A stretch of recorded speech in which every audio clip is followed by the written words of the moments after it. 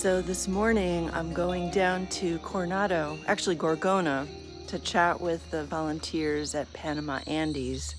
But before I do that, I have to go in between my house and my casita to plug in the sump pump.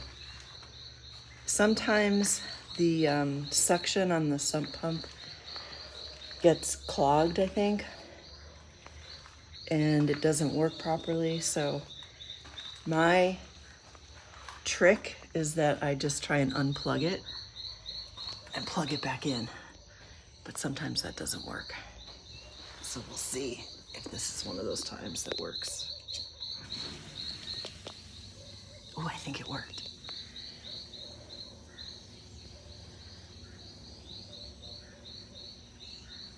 Yeah. I think that is gonna be fine. All right. The first time I came between the houses, it was a little weird because it's such a small space.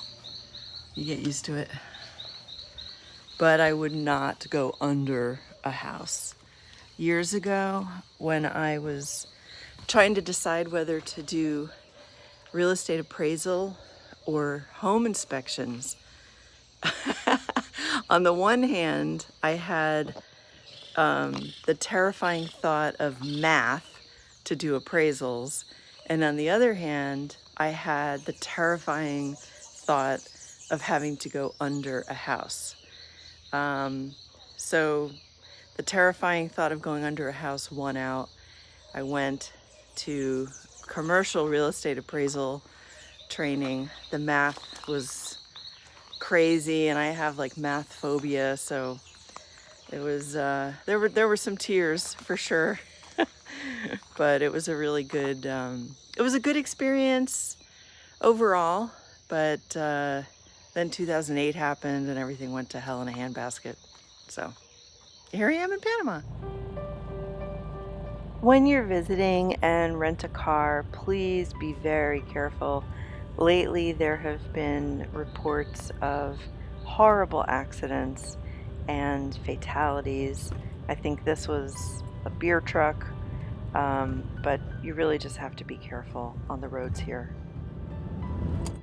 The location of Panama Andes is right across from where you would turn to go to the Royal Palm condominiums. You'll notice it by the blue tarps surrounding the property on the fencing. This is Panama Andy before. He was a stray beach dog that Tom and his wife Kim decided they had to help him when they made one of their annual trips to Panama, and in 2017, with the help of Patricia Salas, Panama Andes was born. There are two chapters of Panama Andes. One is in Brooklyn, New York. They're both covered by the 501c3 nonprofit organization, and they provide medical care, food, shelter, community outreach, and adoption services. And this is Elaine, the house mother of all of these 20-plus dogs.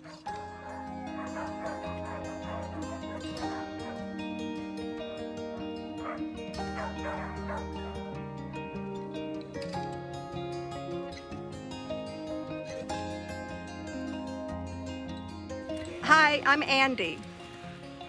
Hi, I'm Tony. Hi, I'm Susie. Hi, I'm Elaine. Hi, I'm Patrick. These are all the wonderful people involved in Panama Andes here in Gorgona, and we're going to have a little chat with them. And this is Andy. And that's Andy! For Panama Andes.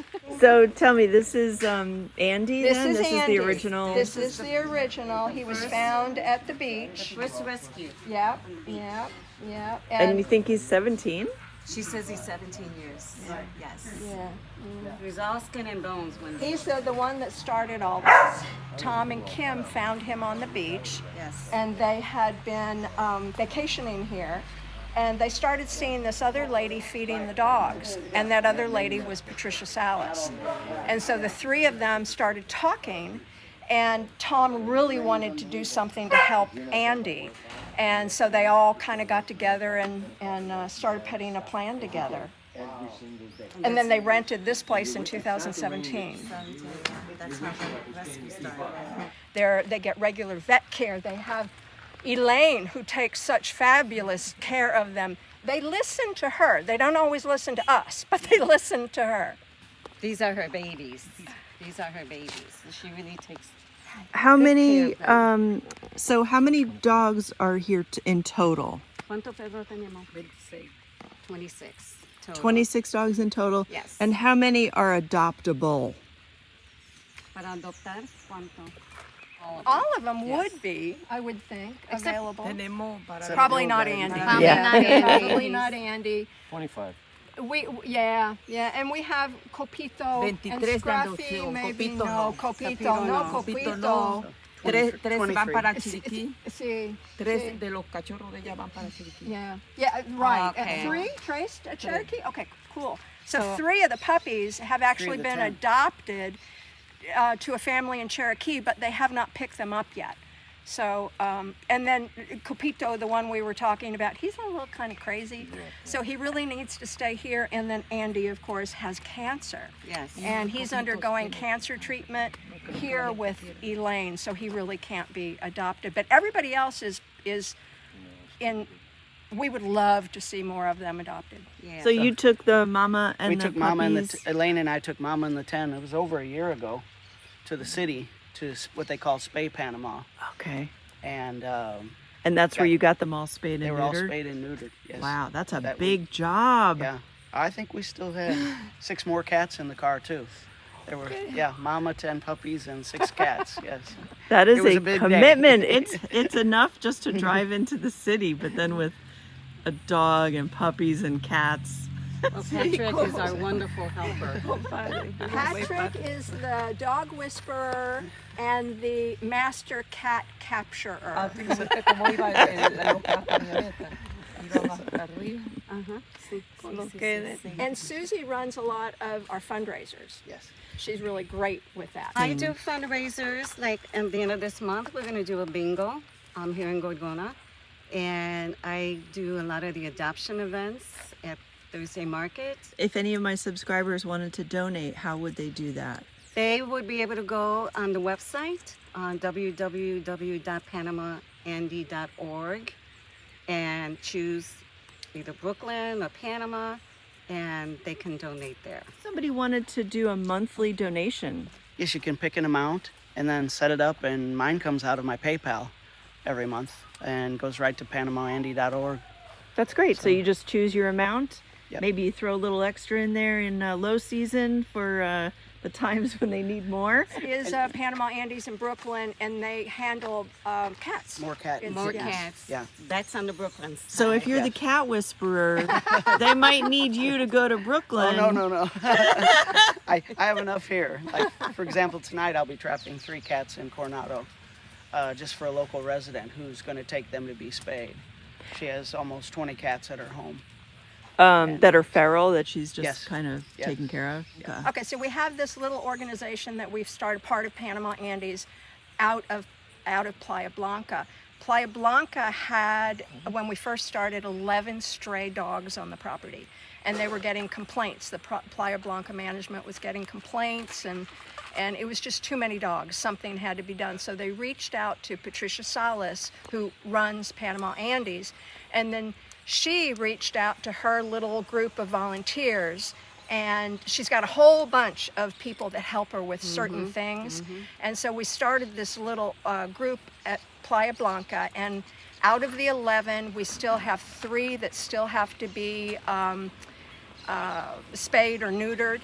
We've gotten everybody else taken care of. We've gotten them to vet visits. Patrick came out and helped us cart a whole bunch to the last Spay Panama clinic, and we got them spayed and neutered. And then he came out last week and helped me get one of the dogs that is undergoing cancer treatment to the vet to start her cancer treatment. So does Panama Andes have a focus on fostering, and how could people get involved? A big focus on fostering, and we're very low on fosters, so we can always use more.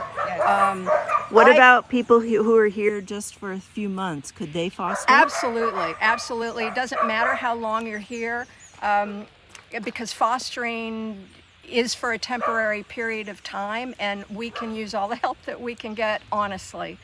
We do need some help. This time of year, it's low season, so all of our volunteer numbers are down. Even just, you can see here, this is it for the dog walkers for Thursday.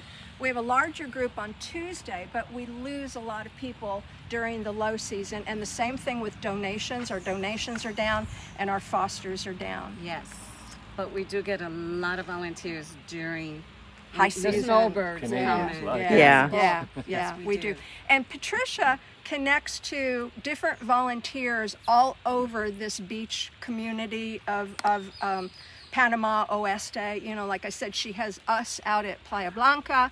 She's got people in Coronado.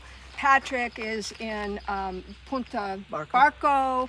Susie's here in Gorgona. So we're kind of spread out all over the place, and she's got like this octopus organization that kind of goes everywhere. Trabajar aquí. Yeah. 5 años. 5 años. 5 años. Yeah. Wow. ¿Te gusta perros, animales? Sí, me gusta más trabajar con ellos que con personas. Patricia does also have a Facebook, Panama Andes.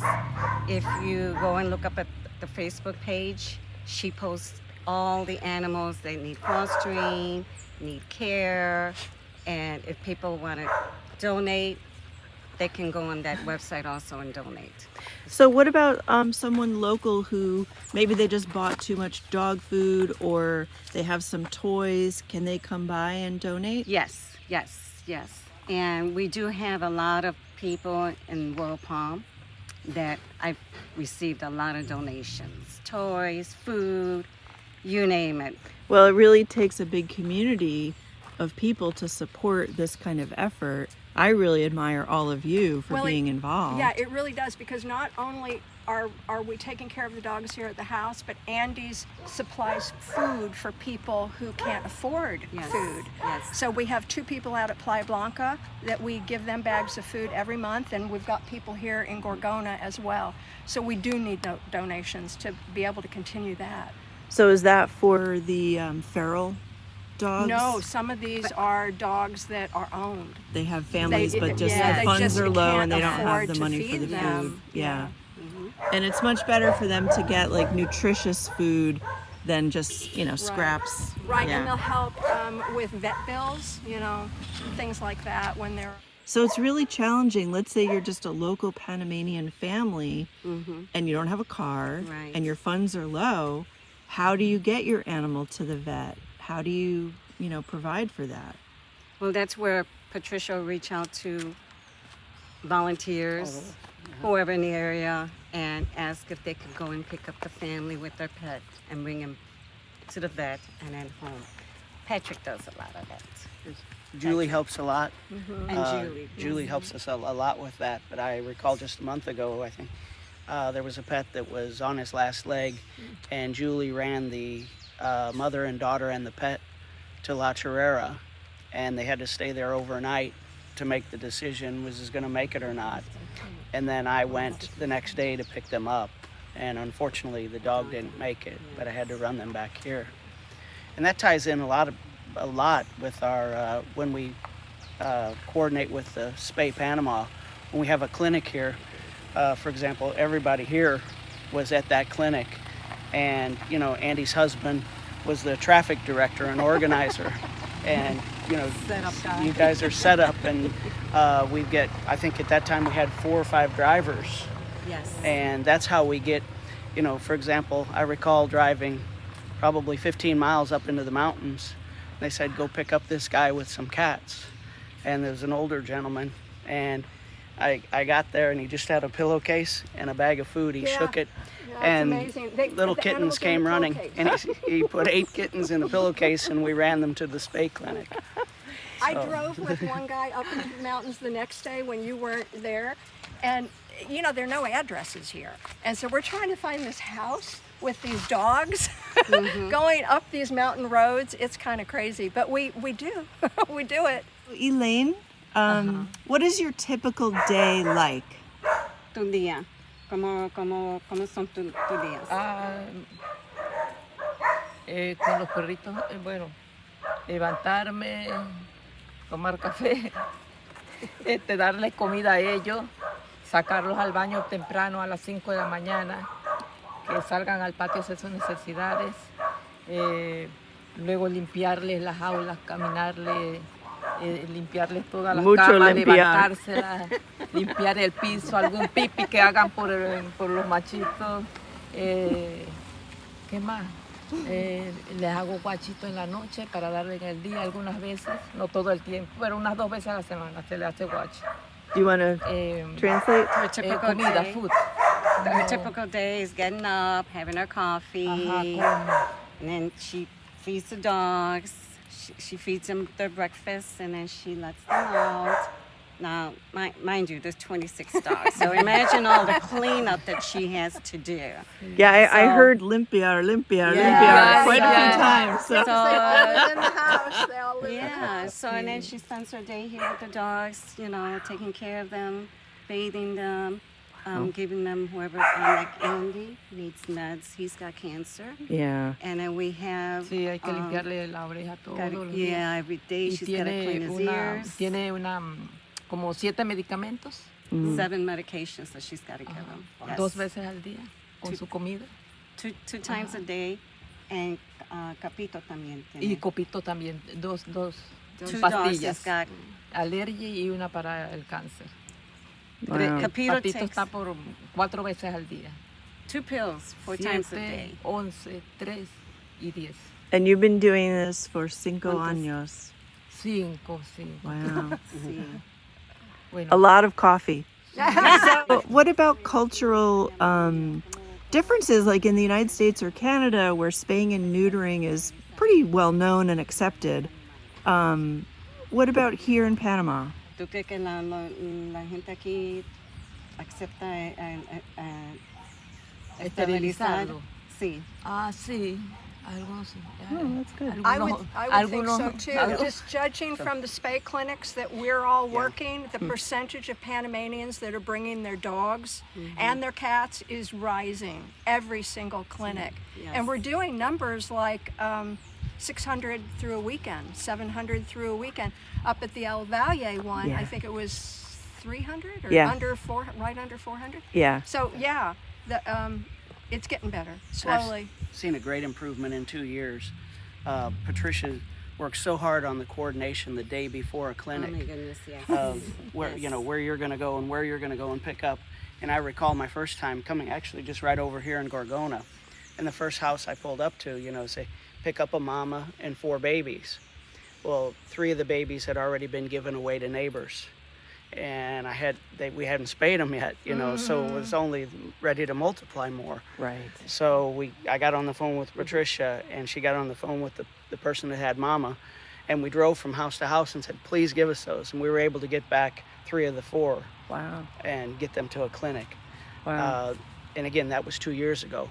Now, when I say we're going to pick you up at 8 o'clock, people are ready. And quite often, they'll bring a neighbor and their pet too. So it's I've seen great increase. And That's like you say, awesome. which creates less on the street. Yeah.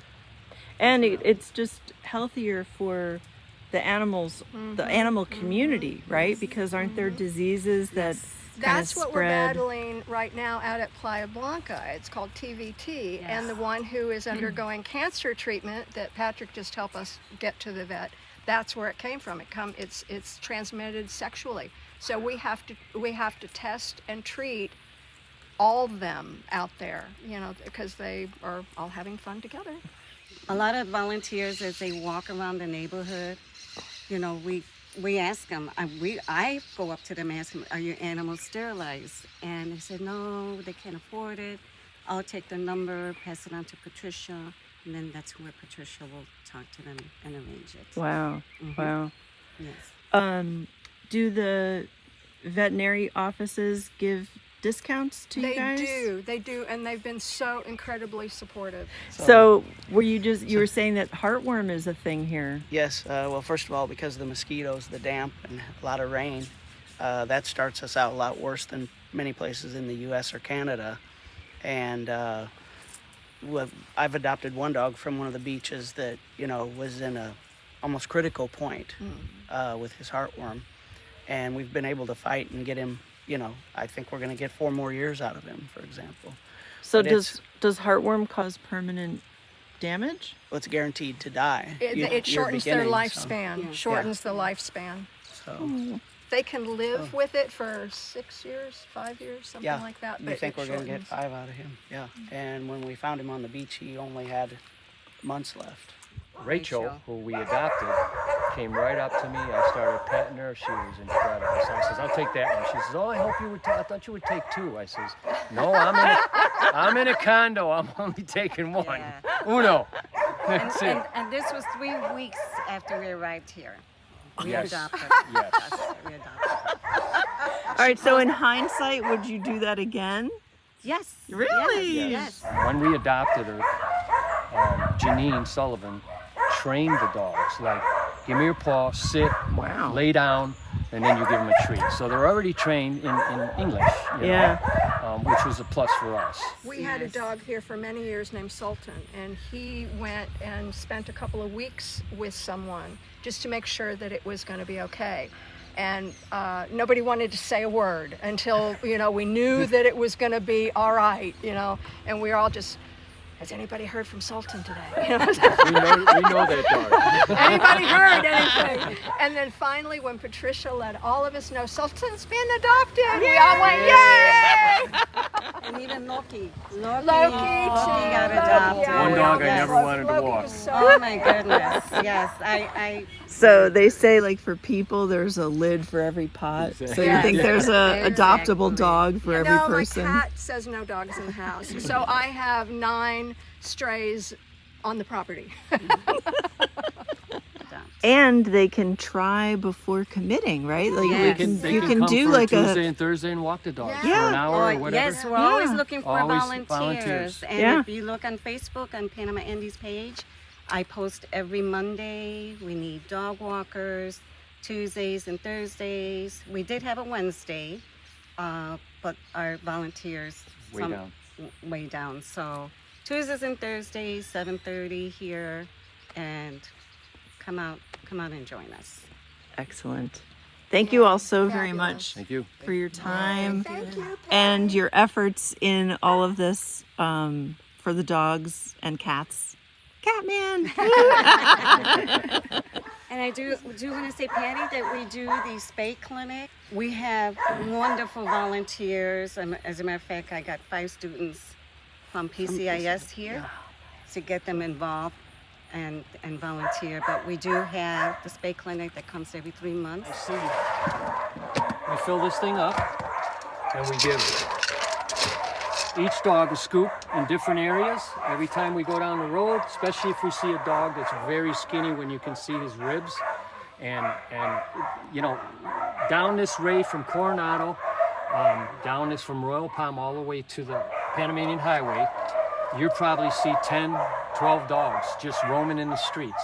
So some of the chinos here, they have dogs that hang out at the chino, and some of the people that own the chinos, they do feed some of their dogs. But Yeah. the ones we see that are out and about, mainly they're really skinny, and they welcome to dinner. Every time we stop, we feed them. No, see what happens? Oh yeah. See what happens? That one's more timid. The ones at the pickleball do the same thing. See? Now you Coming see. around the other side. Come here. So what about people who they have great intentions, they see a dog, they feed it while they're here for 3-4 months, and then they're leaving? Yes. So they'll reach out to me and I'll say, you know what? Take pictures of the dog, the pet, send it to me. And then again, this is where we forward all that information to Patricia. And then that's when she'll start looking for temporary home for the animal until they get adopted, a permanent home. Is it better for them to kind of contact Patricia or you immediately. They can either contact me or Patricia Salas, but try to do that first so that way we can take care of the animal. Yeah. And make sure that he finds a permanent loving home. Yeah. Thank That's you. important. Thank you. My neighbor's cat. Now I feel badly for it because it has an injured back paw. But I don't like that it hunts the birds. There's a few reasons why I wanted to share some videos about dog-cat rescues here in Panama. And as I'm doing my explanation, I'm going to show you video of the visitors I had right outside my bedroom window. So one reason is that you'll occasionally see posts from people that are looking to buy a purebred dog. I get kind of grumpy when I see a post like that because I completely understand it's everybody's choice, right? Whether to have a breeder animal or a rescue animal, or adopt from a shelter. But there are no shelters here in Panama. It's not like in the US or Canada where you have funded shelters. Here it's just private individuals who have taken up the cause to provide care, medicine, food, housing, fostering, anything that they can provide for an animal to have a good, healthy, long life. So when I see those posts of people wanting to buy a dog, my heart just kind of breaks a little bit because there's so many animals here that need a family that's going to love them and support them.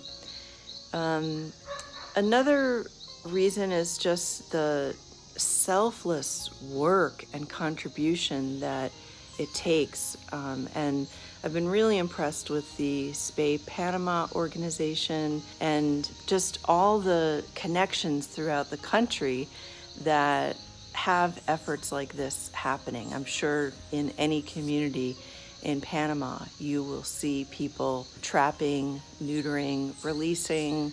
You'll see them organizing for Spay Panama to come to their communities. And I just think that's very commendable and admirable of people. So even if you're just vacationing in Coronado, Gorgona for a week, or anywhere in Panama for that matter, go walk some dogs, go give some dogs some lovin'. You can go donate some time, some money, some food, some towels. Any bit of effort and contribution is appreciated. Thanks so much for watching. See you next time.